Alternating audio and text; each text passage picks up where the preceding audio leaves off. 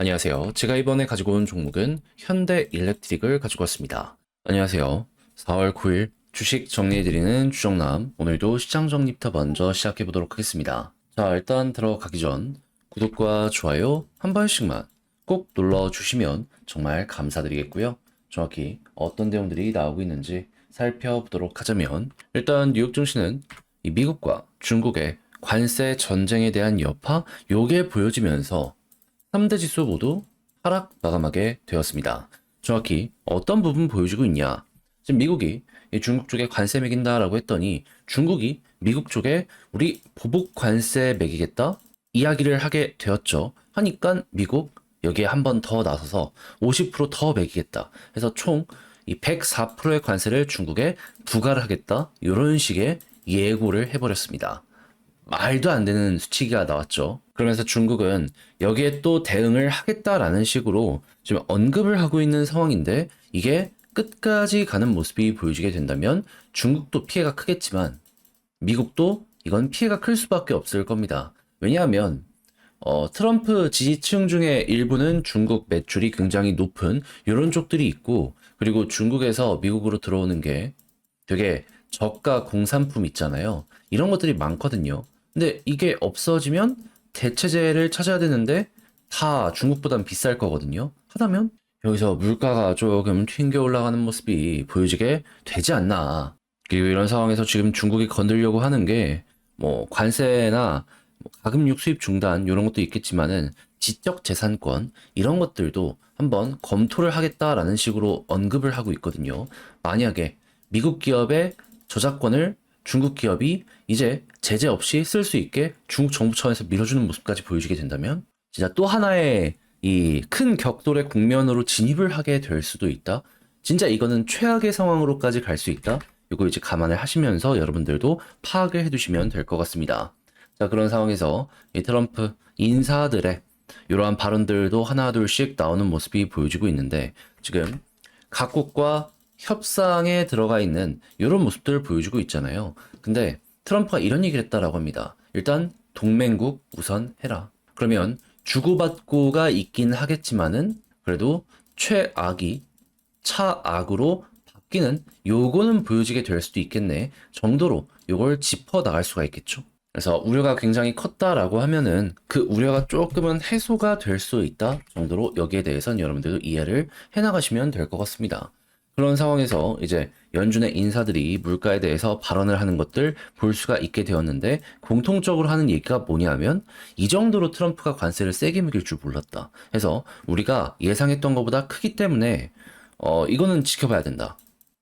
그러면서 이제 금리 인하에 대한 트럼프의 압박이 커지곤 있지만은 현재 금리에서 당분간은 움직일 의향이 없다. 이런 식으로 얘기를 했기 때문에 금리 인상 없는 것만 하더라도 어디냐라는 관점으로 요거는 이제 앞으로 어떠한 발언들이 나오는지 알아두시면 되겠습니다.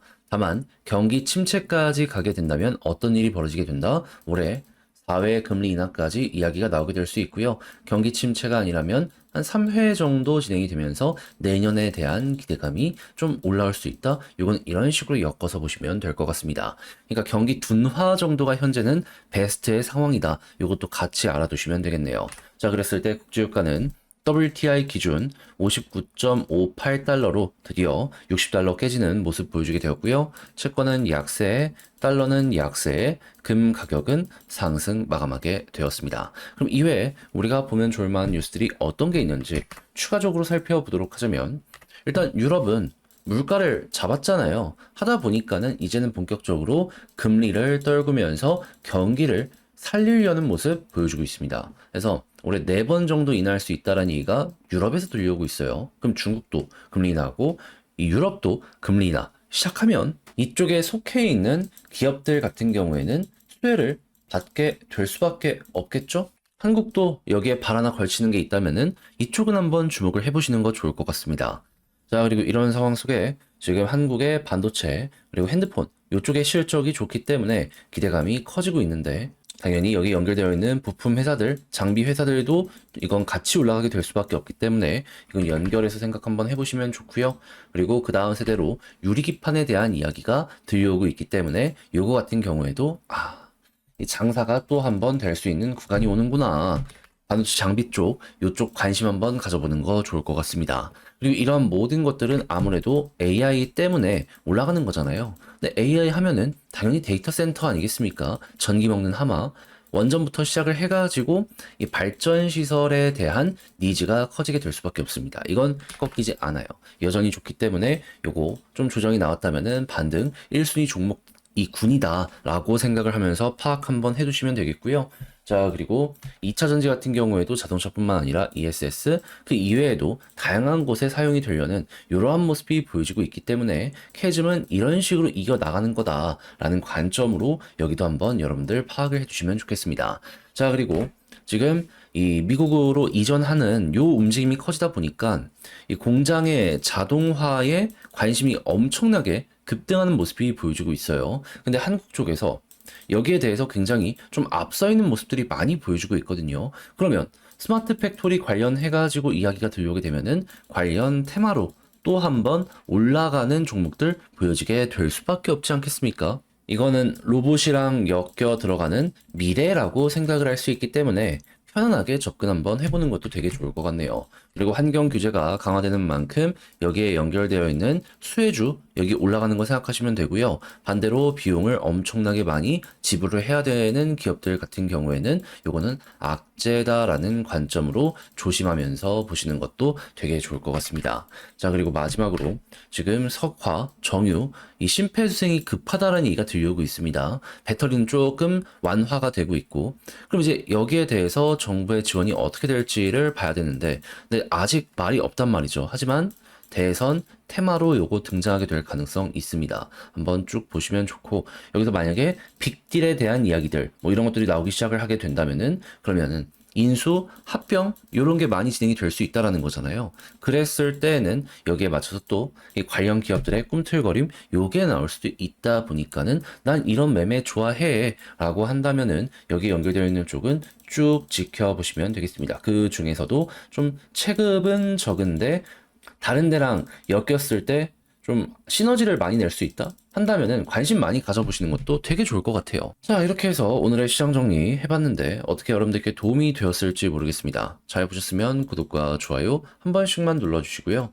지금 말씀드린 내용은 장 시작하기 전 텔레그램 공부방을 통해서 올려드리고 있으니까 관심 있다 영상 소개란에 있는 링크 클릭하시고 입장을 하셔서 보시면 되고요. 이외에도 제가 이제 공부할 수 있는 뭐 여러 가지 내용들, 리포트 같은 것들도 올려드리고 있으니까 나 이런 거 좋아한다 하신다 하면은 이것도 한번 참고해 보시고 마지막에 따봉이나 하트 한번 눌러주시면 좋을 것 같습니다. 자, 그러면 개별 종목 살펴보도록 할게요. 안녕하세요. 제가 이번에 가지고 온 종목은 네이버와 카카오를 가지고 왔습니다. 아, 결국 카카오도 무너지긴 했네요. 근데 이거 최악은 거의 지나가는 것 아닌가? 요렇게 전 생각을 하고 있긴 하거든요. 어차피 떨어져 봤자 결국엔 현재 위치 빠르게 회복할 수 있지 않나 보고 있는데 어떤 걸 포인트로 짚고 있는지 살펴보도록 할 테니까 일단 들어가기 전 구독과 좋아요 한 번씩만 꼭 눌러주시면 정말 감사드리겠습니다. 자, 일단 하나증권에서 리포트가 나왔습니다. 정확히 여기에 대해서 뭐라고 이야기를 하고 있다?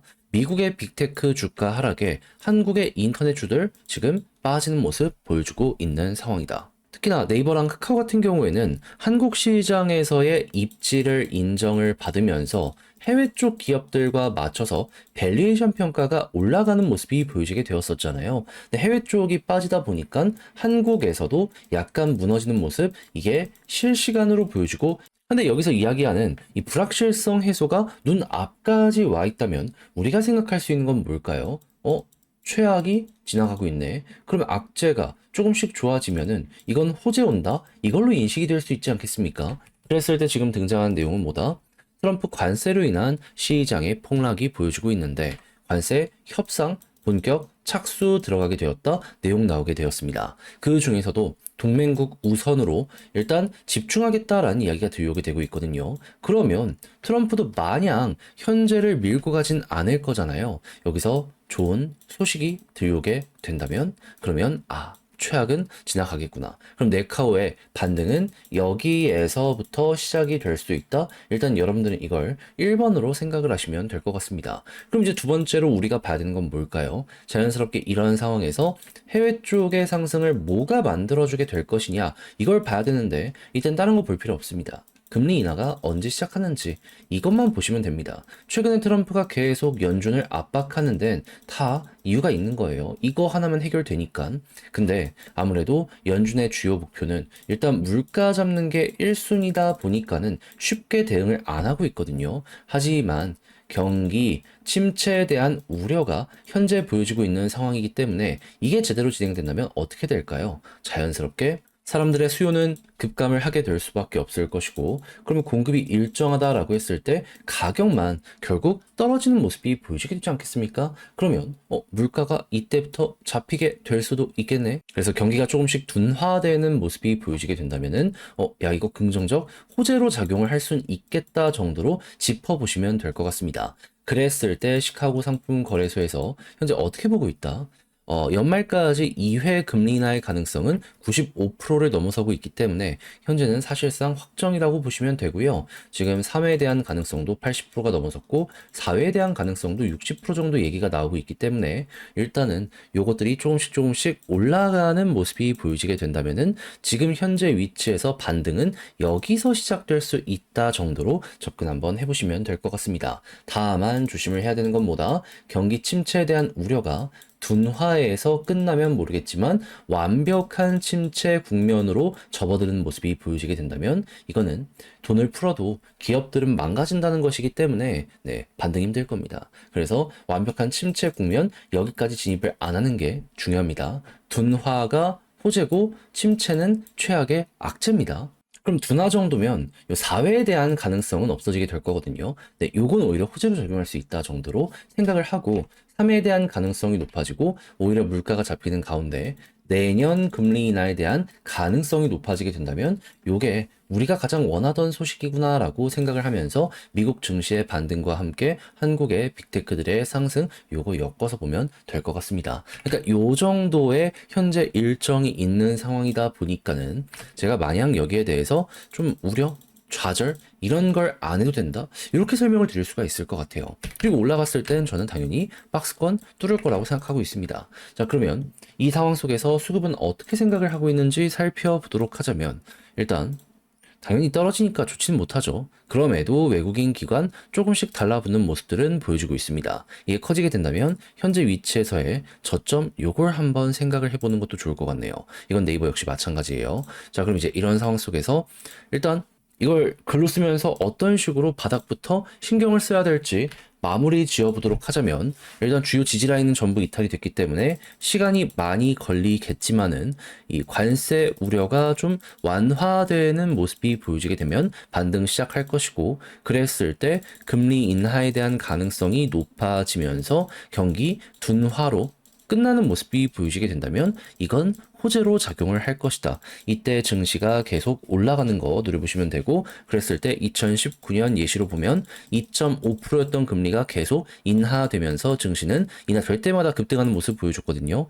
예, 침체 없다면 요것도 나올 수 있으니까 향후 일정에 맞춰서 이렇게 튀어 올라가는 거 보시면 되고요. 그랬을 때 수급적으로 개인 털리는 거 보고 그런 다음에 결국 위에 것들이 진행이 된다면 위에 있는 박스권도 뚫게 될 가능성이 높기 때문에 현재 위치에서 단기적으로 본다. 이건 조금 힘들다라고 하더라도 장기적으로 본다면 더욱더 큰 게 나오기 직전이 현재구나 정도로 생각을 하면서 짚어 나가시면 될 것 같습니다.